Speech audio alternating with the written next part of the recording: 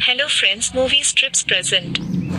तो चलिए इस मूवी को शुरू करते हैं। मूवी की शुरुआत में हम एक मैरिड कपल को देखते हैं जिनमें से हस्बैंड का नाम इवान है और वाइफ का नाम कैरन है। इन दोनों की छोटी सी फैमिली में 2 बच्चे भी हैं। आज फादर डे है इसलिए वो केक लेकर आए हैं। ये पूरी फैमिली एक साथ मिलकर फादर डे सेलिब्रेट करते हैं। वहीं पर लुइस को देखते हैं जो कैरन का असिस्टेंट होता है। कैरन एक आर्ट गैलरी के लिए काम कर रही होती है। कुछ ही दिनों में उसे इस आर्ट को गैलरी में पेश करना होता है। कैरन अपने आर्ट को मूव करने का जिम्मा लुइस को दे देती है। इसके बाद पूरी फैमिली बीच ट्रिप पे जाने का फैसला करती है, लेकिन अचानक इवान को उसके ऑफिस से बहुत सारा काम आ जाता है। साथ ही इवान को शोल्डर इंजरी भी है जिसकी वजह से वो इस बीच ट्रिप पर नहीं जा पाता। वहीं हम देखते हैं कैरन अपने बच्चों को लेकर ट्रिप पर निकल जाती है। वहीं इवान अपने पेट्स के साथ घर में ही रह जाता है।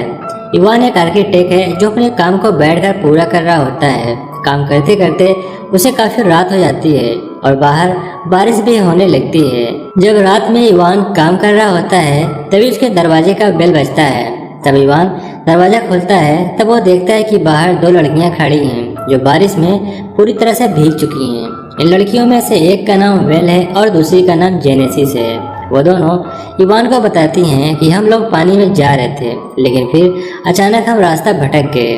बारिश के कारण हमारे फ़ोन भी बंद हो गए हैं। इसके बाद इवान उन दोनों लड़कियों को घर में आने का परमिशन देता है। इन दोनों में से एक को अपना आईपैड भी दे देता है ताकि वो अपने पार्टी वाले एड्रेस को पता कर पाएं। लेकिन ये लोग देखते हैं पार्टी वाला एड्रेस बहुत दूर होता है, इसलिए इवान इन दोनों लड़कियों के लिए एक कैब बुक करता है। वो कैब 45 मिनट में यहाँ पहुँचने वाली होती है। इसके बाद वो दोनों लड़कियाँ इवान का बाथरूम यूज़ करके फ्रेश हो जाती हैं। वो दोनों बारिश में बिल्कुल भीग चुकी थी, इसलिए इवान इन दोनों के लिए काफ़ी बनाता है।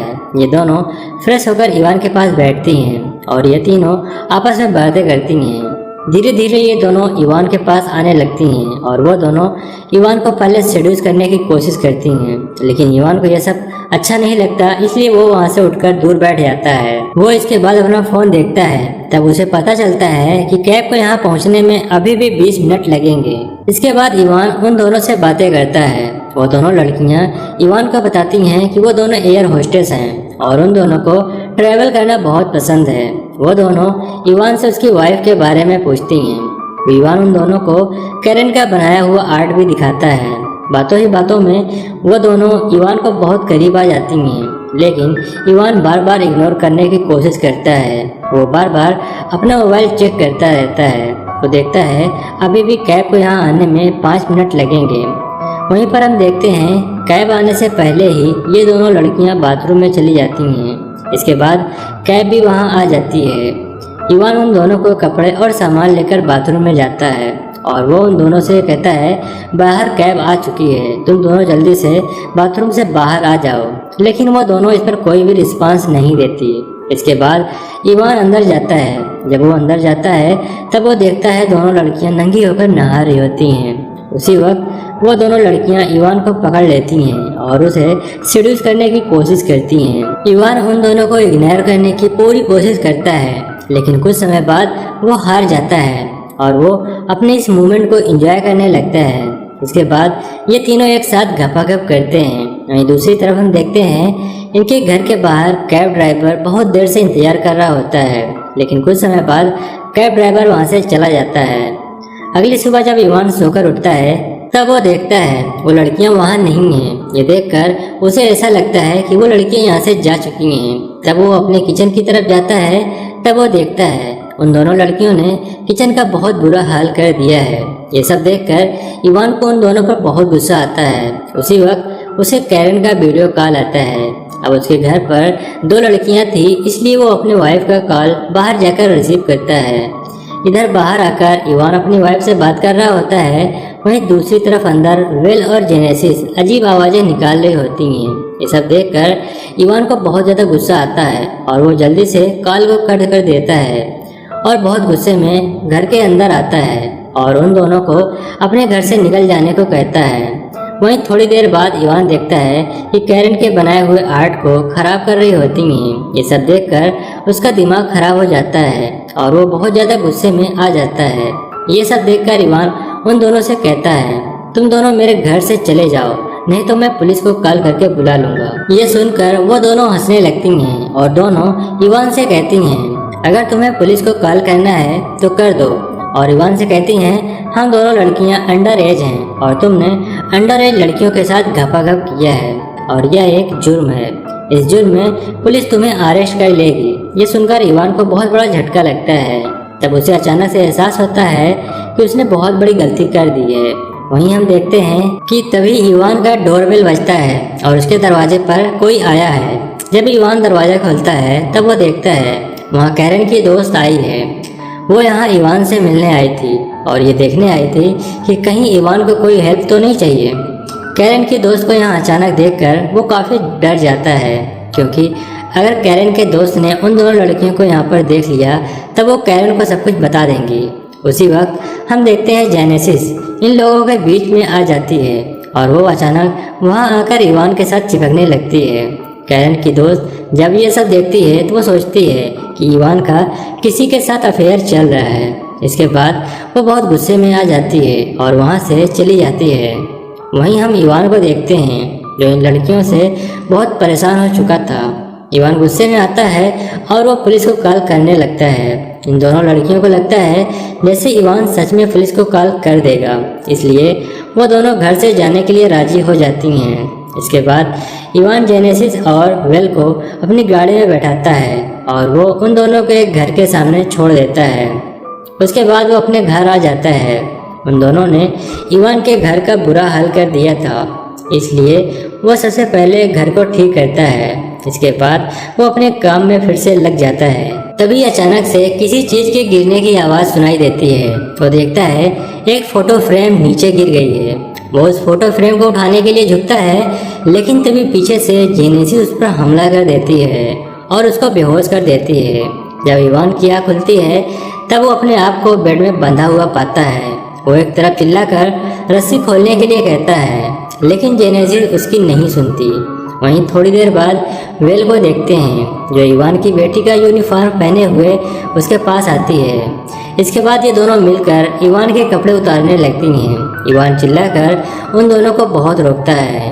तभी ये दोनों इवान से कहती हैं अगर वो चिल्लाया तो उसकी वाइफ को वीडियो कॉल कर देंगी। ये सुनकर अब इवान के पास कोई भी रास्ता नहीं होता। इसके बाद इवान उसकी बातें मान लेता है। इसके बाद बेल इवान के साथ घपाघप करती है। वहीं दूसरी तरफ जेनेसिस को देखते हैं जो कि ये सब रिकॉर्ड कर रही होती है। जब जेनेसिस किसी काम से रूम से बाहर जाती है तभी इवान अपनी पूरी ताकत लगाकर बेल को नीचे ढकेल देता है और अपनी रस्सियों को खोल देता है।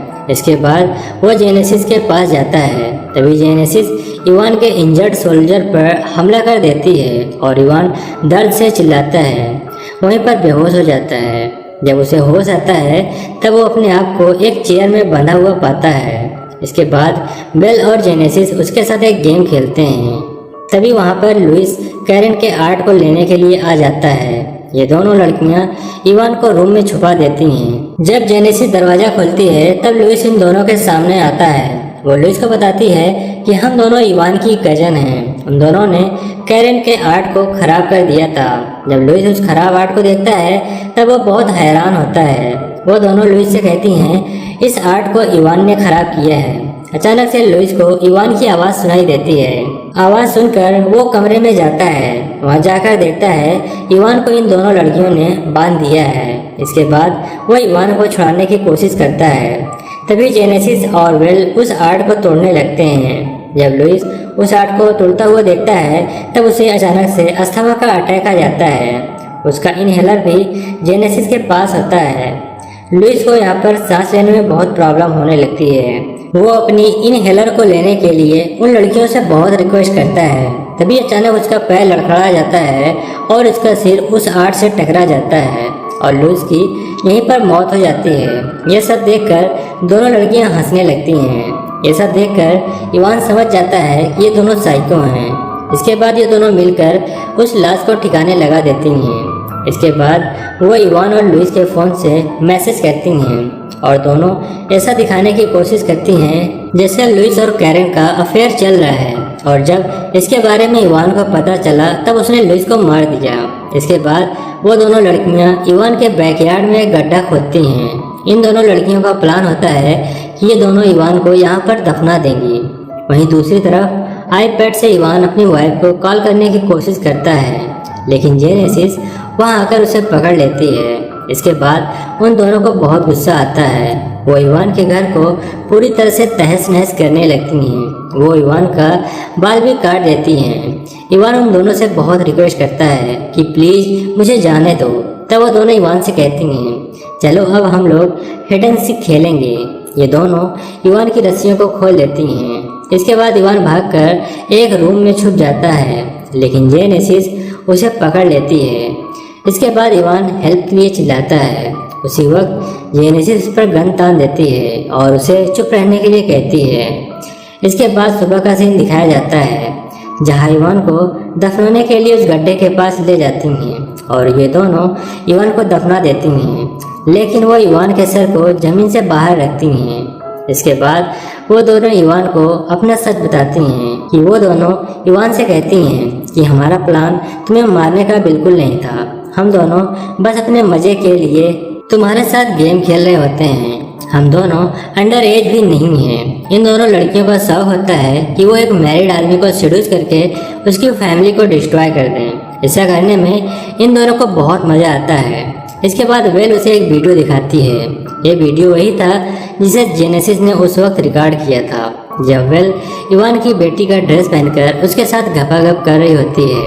इसके बाद वो इस वीडियो को इवान के फेसबुक प्रोफाइल पर अपलोड कर देती है और इसके ऊपर लिखती है हैप्पी फादर डे, जिससे सबको ऐसा लगे कि जैसे इवान अपनी ही बेटी के साथ घपाघप कर रहा है। इसके बाद ये दोनों अपना अगला शिकार ढूंढने के लिए वहाँ से चली जाती हैं। उन दोनों के जाने के बाद इवान बहुत कोशिश करके अपना हाथ बाहर निकालता है और वो उस वीडियो को डिलीट करने की कोशिश करता है, लेकिन उसी कोशिश में गलती से उस वीडियो को लाइक कर देता है और इसी के साथ ये मूवी यहीं पर समाप्त हो जाती है। आई होप कि ये वीडियो आपको पसंद आई होगी। वीडियो अच्छा लगा तो वीडियो को लाइक और चैनल पर अगर पहली बार आए हैं तो चैनल को सब्सक्राइब करके बगल का जो घंटा है उसको ऑन कर दें, जिससे हमारे आने वाली सभी वीडियो की नोटिफिकेशन आपको सबसे पहले मिले। मिलते हैं फिर अगली वीडियो में, तब तक के लिए बाय बाय।